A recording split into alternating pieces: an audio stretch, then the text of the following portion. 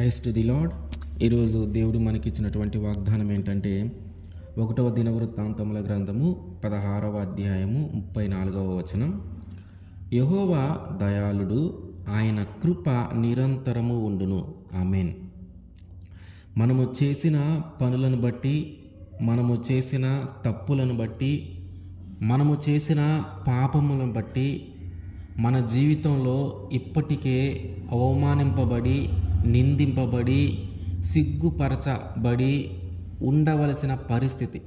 కానీ మన జీవితంలోకి ఇంకా అవమానము, నిందలు రాలేదంటే కేవలము దేవుని కృప మన మీద ఉంది అని. మరణము కంటే ఘోరమైన పాపాలే మనము చేశాం, మరణ శిక్ష కంటే అధికమైన పాపాలే మనము చేశాం. కానీ మనము ఇంకా మరణం అవ్వకుండా సజీవంగా ఉన్నామంటే కేవలం ఆయన కృప.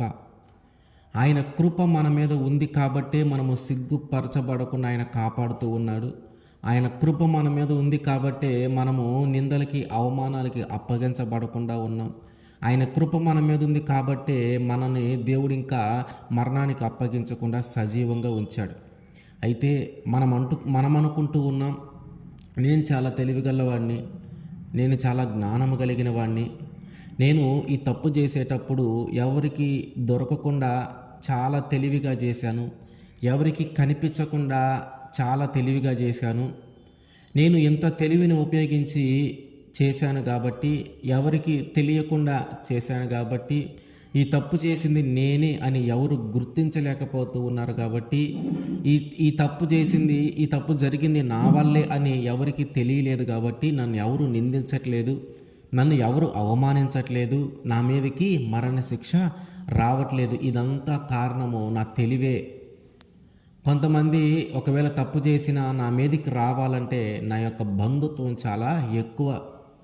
నా మీదకి ఎవరు రాలేరు. నాకున్న అధికారాన్ని బట్టి, నాకున్నటువంటి బంధుత్వాన్ని బట్టి నా మీదకి ఎవరు రాలేరని మనము అనుకుంటూ ఉన్నాం.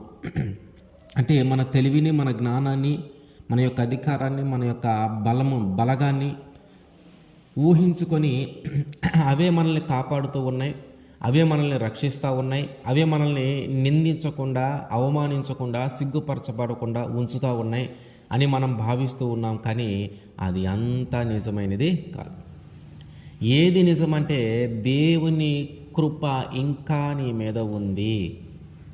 దేవుని కృప ఇంకా నీ మీద ఉంది కాబట్టే నువ్వు ఇంకా మరణం అవ్వకుండా సజీవంగా ఉన్నావు.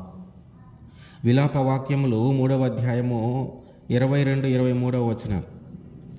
యెహోవా కృపగలవాడు, ఆయన వాత్సల్యత ఎడతెగక నిలుచున్నది గనుక మనము నిర్మూలము కాకున్న వారము. అనుదినము నూతనంగా ఆయనకు వాత్సల్యత పుట్టుచున్నది. నువ్వు ఎంతైనా నమ్మదగినవాడు. ఎందుకు మనము నిర్మూలము కాకుండా ఉన్నాం? ఎందుకు మనం ఇంకా నశించిపోకుండా ఉన్నాం? ఎందుకు మనం ఇంకా సజీవంగా ఉన్నాం? ఎందుకు మనం ఇంకా నిందల, అవమానాలు పడకుండా ఉన్నాం అంటే ఆయన కృప ఎడతెగక మన మీద నిలుచుచున్నది. అనుదినము ఆ కృప అంట నూతనముగా పుట్టుచున్నదంట.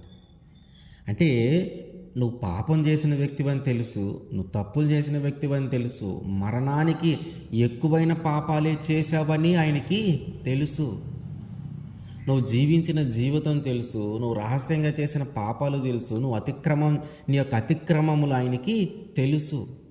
కానీ ఇంకా నీ మీదకి ఆయన మరణ శిక్షను అమలు చేయలే, ఇంకా నేను మరణానికి అప్పగించలే. ఆయన ఏమంటూ ఉన్నాడు? మనము నిర్మూలము కాకుండా ఉన్నామంటే ఆయన కృప మన మీద ఇంకా నిలిచి ఉందండి.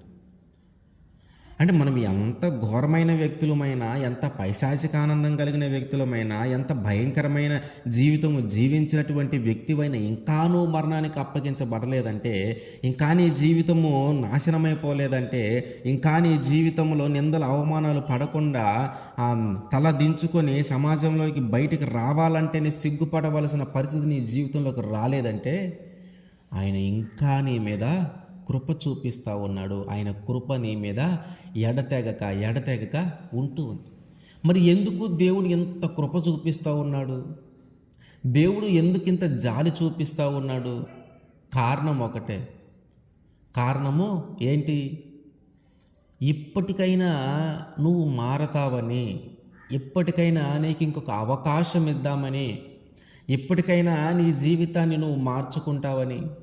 ఏ విషయంలో దేవునికి వ్యతిరేకంగా జీవిస్తూ ఉన్నావో, ఏ పాపము చేస్తూ ఆ నిందల అవమానాలు తెచ్చుకుంటూ ఉన్నావో, ఏ పాపము చేస్తూ మరణాన్ని నీ నీ జీవితంలోకి ఆహ్వానిస్తూ ఉన్నావో, ఇదిగో వాటన్నిటిని బట్టి ఎప్పటికైనా తెలుసుకొని, ఎప్పటికైనా దానిని గ్రహించి, ఎప్పటికైనా వాటిని వదిలిపెట్టి తిరిగి దేవుని వైపు వెళ్తావేమో, మంచి జీవితాన్ని జీవించడానికి ఇష్టపడతావేమో, నీతివంతమైన జీవితం గడపడానికి ఇష్టపడతావేమోనని దేవుడు మరొక అవకాశము నీకు ఇవ్వటం కోసం ఆయన ఇంకా నీ మీద కృప చూపిస్తూ ఉన్నాడు. నువ్వు చేసిన తప్పులకి, నువ్వు చేసిన పాపాలకి నీకు మరణశిక్ష వేయటం అనేది చాలా చిన్న విషయం. కానీ ఆయన ఇంకా నీ మీద జాలి చూపిస్తూ ఉన్నాడంటే, ఇంకా నీ మీద కృప చూపిస్తూ ఉన్నాడంటే, ఎప్పటికైనా తప్పును తెలుసుకుంటావని, ఎప్పటికైనా ఆ పాపము వదిలిపెడతావని, ఎప్పటికైనా వాటన్నిటిని ఆ గత జీవితాన్ని అంతా వదిలిపెట్టి ఒక నూతనమైన జీవితము ప్రారంభించాలని ఆశపడతావని దేవుడు మరొక అవకాశము నీకు ఇస్తూ ఉన్నాడు. మరొక అవకాశము నీకు ఇవ్వాలనే ఆలోచన ఆయన కలిగి ఉన్నాడు. కాబట్టి ఆయన కృప ఇంకా నీ మీద నిలిచి ఉంది. ఆయన కృప ఇంకా నీ మీద నిలిచి ఉంది కాబట్టి నువ్వు ఇంకా నిర్మూలము కాకుండా ఉన్నావు. ఆయన కృప ఇంకా నీ మీద నిలిచి ఉంది కాబట్టి నువ్వు ఇంకా నశించిపోకుండా ఉన్నావు. ఆయన కృప ఇంకా నీ మీద నిలిచి ఉంది కాబట్టే మరణం అనేది ఇంకా నీ మీదకి రాకుండా ఉంది. కారణం ఎందుకు ఇంత కృప చూపిస్తూ ఉన్నాడంటే, నీ యొక్క మనస్సును మరొకసారి మార్చుకుంటావని, మరొక అవకాశము దేవుడు నీకు ఇస్తూ ఉన్నాడు. అంటే ఇప్పుడు ఆయన ఏమంటూ ఉన్నాడు? నువ్వు నిర్మూలము కాకుండా ఉన్నామంటే నీ ఆయుష్ ఇంకా ఉంది. నీ యొక్క ఆయుష్ ఇంకా ఉంది. నీ యొక్క ఆయుష్ని ఎందుకు ఉంచుతూ ఉన్నాడు దేవుడు? నువ్వు మారాలి, నీ ప్రవర్తన మార్చుకోవాలి, నీ ఆలోచనలు మార్చుకోవాలి, నీ పాపపు జీవితాన్ని వదిలిపెట్టాలి. మనము చేసిన ప్రతి అతిక్రమము, మనము చేసిన ప్రతి పాపము ఆయన క్షమించగలడు. మీకా 7వ అధ్యాయము 18వ వచనం, తన స్వాస్థ్యములో శేషించిన వారి దోషమును పరిహరించి వారు చేసిన అతిక్రమముల విషయమై వారిని క్షమించు దేవుడవైన నీతో సముడైన దేవుడున్నాడా? ఆయన కనికరము చూపుటయందు సంతోషించువాడు గనుక నిరంతరము కోపముంచడు. ఏమైంది ఇక్కడ? మన యొక్క అతిక్రమముల విషయమై మనల్ని క్షమించగలిగే దేవుడు ఆయన. అట్లాగే ఆయన కనికరము చూపుటయందు సంతోషించే దేవుడు ఆయన. అట్లాగే ఆయన నిరంతరము కోపము ఉంచేవాడు కాదు. ఇందాకేమంటూ ఉన్నాడు? మనల్ని నిర్మూలము చేయకుండా మన యొక్క ఆయుష్ను ఇంకా ఉంచాడంటే, మనల్ని సజీవంగా ఉంచాడంటే ఆయన కృప ఎడతెగక మన మీద ఉంది. ఇప్పుడేమంటూ ఉన్నాడు? ఆయన చూపించే కనికరమును బట్టి మనము చేసిన అతిక్రమములన్నీ కూడా క్షమించబడుతూ ఉన్నాయి. ఆయన చూపించే కనికరమును బట్టి, ఆయన చూపించే కృపను బట్టి మనము చేసినటువంటి పాపాలన్నీ క్షమించబడుతూ ఉన్నాయి. మనం చేసిన అతిక్రమములన్నీ క్షమించబడుతూ ఉన్నాయి. మనం చేసిన తప్పులన్నీ క్షమించబడుతూ ఉన్నాయి. ఎందుకని? ఆయన నిరంతరము మన మీద కోపము చూపేవాడు కాదు, మరి నిరంతరము కృప చూపించేవాడు. నిరంతరము కోపము చూపించేవాడు కాదు, నిరంతరము కృప, జాలి, దయ చూపించేవాడు. మనము చేసిన ప్రతి పాపము క్షమించబడుతూ ఉందంటే, మనము చేసిన ప్రతి తప్పు క్షమించబడుతూ ఉందంటే, మన యొక్క అతిక్రమములు క్షమింపబడుతూ ఉన్నాయంటే ఎందుకు అంత క్షమిస్తూ ఉన్నాడు దేవుడు మనల్ని? ఎందుకు మనల్ని దేవుడు క్షమించాలి? ఎందుకు మన అతిక్రమములు ఆయన క్షమించాలి? ఎందుకు మన దోషములు ఆయన క్షమించాలి? దేవుడి కోసం మనం ఏం చేశామని ఆయన మన యొక్క తప్పులను మన్నించాలి? నువ్వు దేవుడి కోసం ఏం చేయకపోయినా నీ పాప జీవితాన్ని నువ్వు జీవిస్తూ ఉన్నా, నీ ఇష్టానుసారంగా నువ్వు జీవిస్తూ ఉన్నా, దేవునికి వ్యతిరేకంగా జీవిస్తూ ఉన్నా, పాపము చేస్తూ, దోషాలు చేస్తూ, మరణము కంటే ఘోరమైన పాపాలు నువ్వు చేస్తూ ఉన్నా కూడా ఆయన నీ అతిక్రమములను క్షమిస్తూ ఉన్నాడంటే కారణం ఏంటి? ఎందుకు ఆయన క్షమిస్తూ ఉన్నాడు? ఇంకా ఎందుకు నీ మీద కృప చూపిస్తూ ఉన్నాడు? ఇంకా నీ మీద ఎందుకు జాలి చూపిస్తూ ఉన్నాడు? ఆల్రెడీ జీవితం మొత్తం పాపం చేస్తూనే జీవించావు కదా, నిన్ను చంపేస్తే అంత అయిపోతుంది కదా. వీడి జీవితమే కరెక్ట్గా జీవించలేదు, ఇది మొదటి నుంచి ఆ రాంగ్ వేలోనే వెళ్తా ఉన్నాడు, మొదటి నుంచి తప్పులు చేసుకుంటానే వెళ్తా ఉన్నాడు. వీడి చేసిన తప్పులకి, వీడు చేసిన పాపాలకి వీడి మరణము విధించడం అనేది చాలా చిన్న విషయం అని భావించి ఒక్క దెబ్బతో నేను తీసేయచ్చు దేవుడు. ఈ భూమి మీదే లేకుండే ఈ మనుషులకి తిరిగి మనిషి ఎవరు నీకు కనిపించకుండా ఈ భూమి మీద లేకుండా నిన్ను తీసివేయచ్చు, నశింపజేయచ్చు, నిర్మూలన చేయొచ్చు నిన్ను. కానీ ఏమంటూ ఉన్నాడు? ఆయన కనికరము, ఆయన కృప ఇంకా నీ మీద ఉంది.